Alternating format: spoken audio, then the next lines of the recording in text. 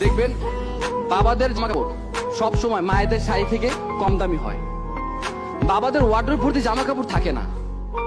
বাবারা একটা ঘড়ি বৃদ্ধ না হওয়া পর্যন্ত হাতেই থাকে। বাবারা এক জোড়া জুতা চালায় বছরের পর বছর। বাবারা কম দামি মোবাইলটা একেবারে নষ্ট না হইলে ফেলে দেয় না। বাবারা রোদ বৃষ্টি মাথায় নিয়ে সঞ্চয় করে। বাবারা সব থেকে সস্তা হোটেলে খায়। নিজের জন্য সব থেকে কৃপণ বাবাটা তার স্ত্রী সন্তানের জন্য সব থেকে বেশি ব্যয় হিসাবী। বাবারা একেবারে বাধ্য না হলে কখনো না বলে না। বাবারা ভালোবাসি এই কথাটা বলতে জানে না, করতে জানে।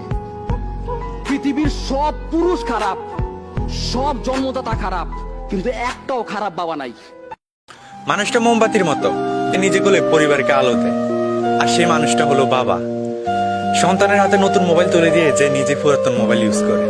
বাবারা সবসময় নিম পাতার মতো হয়, কিন্তু আমাদেরকে বড় বৃক্ষের মতো ছায়া দিয়ে রাখে, যার কারণে সূর্যের তাপটা আমাদেরকে ছুঁতে পারে না। এই পৃথিবীতে যাদের বাবা নেই তারা বুঝে এই পৃথিবীতে স্বাধীনভাবে চলতে বাবাকে কতটা প্রয়োজন হয়। বাবারা হাসে না, তারা পরিবারের মুখে হাসি ফোটায়।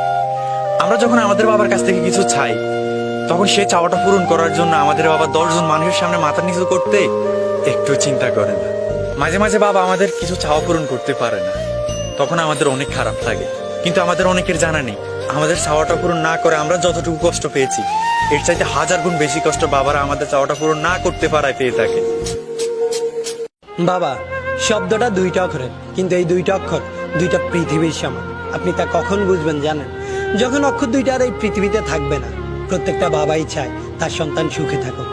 আমরা অনেক সময় বাবার কাছে অনেক ইচ্ছে পূরণে আবদার করে থাকি, কিন্তু অনেক সময় বাবা আমাদেরকে না করে দেয়। তখন আমরা হয়তো ভাবি আমাদের বাবা আমাদেরকে ভালোবাসে না, কিন্তু আপনি হয়তো জানেন না আপনাকে না করে দেওয়ার কারণে আপনি যতটা কষ্ট পেয়েছেন তার চাইতে 1000 গুণ বেশি কষ্ট বাবার হৃদয়টাকে ক্ষত বিক্ষত করে দেয়। আমাদের মা হয়তো তার ভালোবাসাটা প্রকাশ করতে পারে, মুখে বলতে পারে ভালোবাসি, কিন্তু বাবা তার ভালোবাসাটা প্রকাশ করতে পারে না, শুধু নীরবে ভালোবাসতে জানে। জীবনের এই চলার পথে আমরা আমাদের বাবাকে অনেক বেশি ভালোবেসে ফেলি। আমরা তা কখন বুঝতে পারি জানেন? বাবা মারা যাওয়ার পর। আমরা হয়তো আমাদের মাকে অনেকবারই বলেছি ভালোবাসি মা, কিন্তু বাবাকে হয়তো এখনো একবারও বলে হওয়া ওঠেনি ভালোবাসি বাবা। আশেপাশে খোঁজ নিয়ে দেখেন যাদের বাবা মারা গেছে তারা এখন 1000টা ইচ্ছে করলেও বলতে পারে না ভালোবাসি বাবা। তাই মৃত্যুর পর নয়, মৃত্যুর আগেই বাবাকে ভালোবাসার কথাটি জানিয়ে দিন।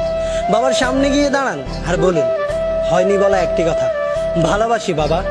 মাননীয় মডারেটর, গতিতে আমি যখন একটি ভালো পোশাকের জন্য কান্নাকাটি করছিলাম তখন বাবা আমার হাতে কাগজ কলম ধরিয়ে দিলেন, আমার দিকে ছুড়ে দিলেন একটি গাণিতিক প্রশ্ন। একজন দিনমজুরের দৈনিক আয় 300 টাকা হলে মাসে তিনি কত টাকা আয় করেন? মাননীয় মডারেটর, মুখে মুখে বাবাকে জবাব দিলাম 9000 টাকা। বাবা আমার কাঁধে হাত রাখলেন, চুলের মাঝে হালতো বিলি কেটে বললেন, মারে তোর এই বাবা হাই স্কুলে শিক্ষক হিসেবে মাসে 8000 টাকা বেতন পায়। আমি কোনো প্রশ্ন করতে পারিনি বাবাকে, লজ্জায় বাবার মাথাটা নিচু হয়েছিল। পৌরাত্বের দ্বার প্রান্তে দাঁড়ানো বাবার বয়সে চোখ হতে খসে পড়ে জল। জানি না মাননীয় মডারেটর, আমার বাবার বয়সে চোখ থেকে খসে পড়া জল শিক্ষার মানকে কতটা টেনে তোলার যোগ্যতা রাখে।